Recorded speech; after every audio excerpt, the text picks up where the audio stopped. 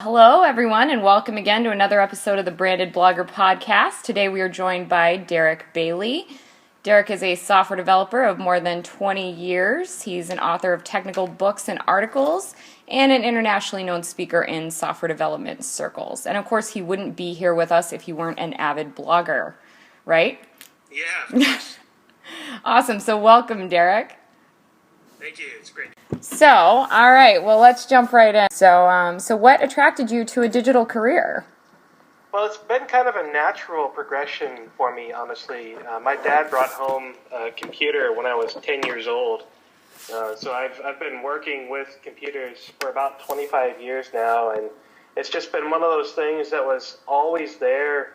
You know, when I'm bored in the afternoons after school or staying up late at night on the weekends with my friends or whatever, just being on a computer and playing and learning how to code and build things, and it's just been a natural part of my life for most of my life at this point. I definitely relate to that.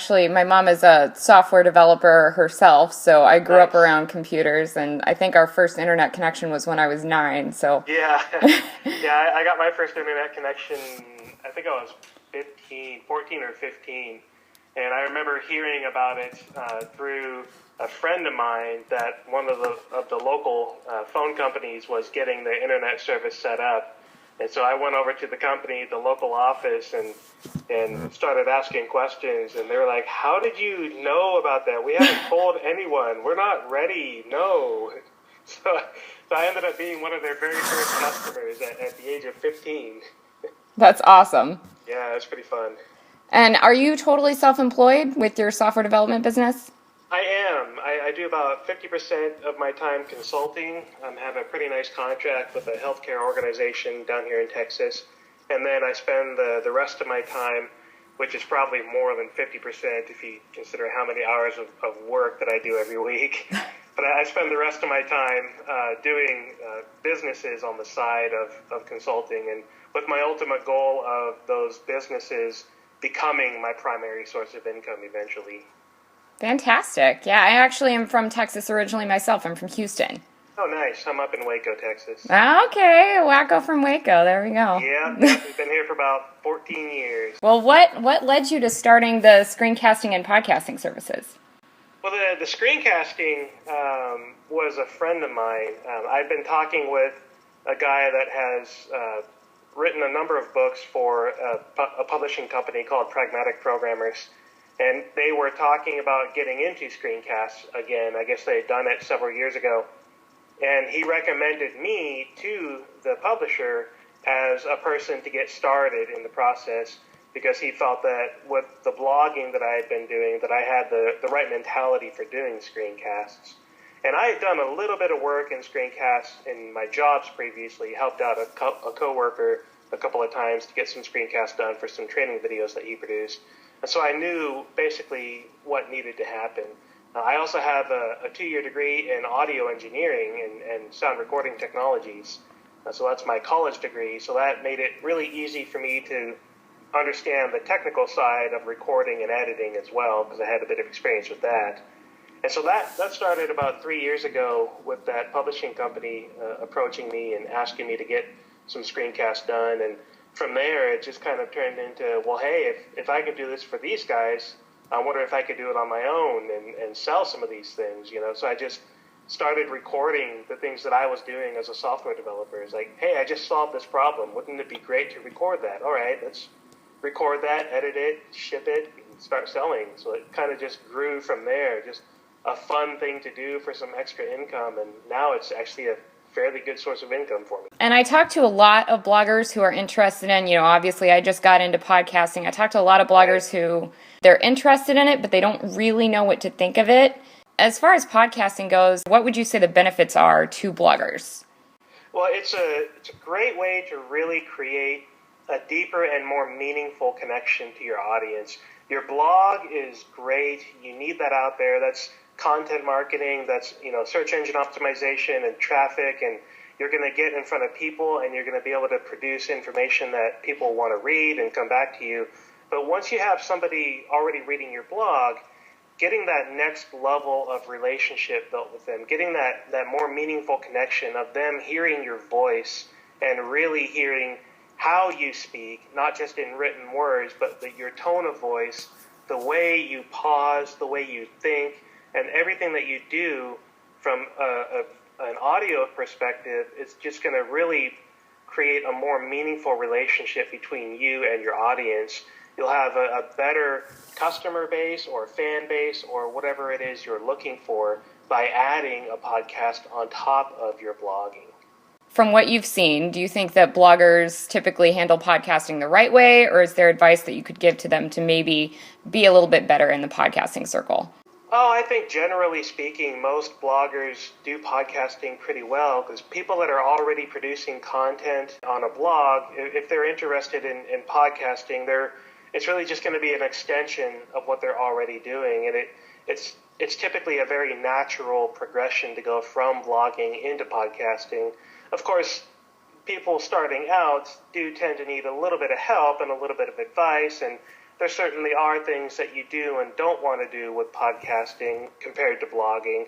But I think in general, most bloggers make pretty good podcasters because they're already accustomed to creating content. Yeah, I would definitely agree with that. I mean, I think, most of the issues we see are just technical issues, and I see people, using microphones and webcams from 4,000 years ago, and Exactly.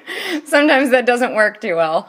Right. Yeah, so, I mean, even with microphones, though, you're using the built-in microphone right now. I'm using a $200 professional podcast microphone here.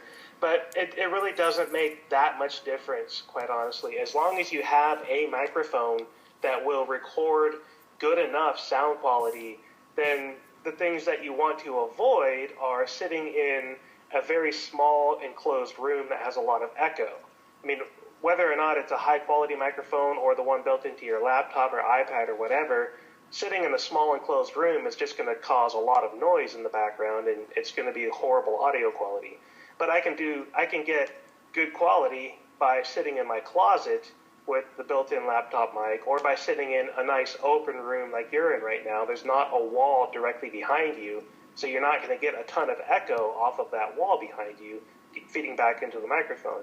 So just good placement of your mic or your equipment or whatever it happens to be will have more of a difference than spending a lot of money on a high-dollar microphone.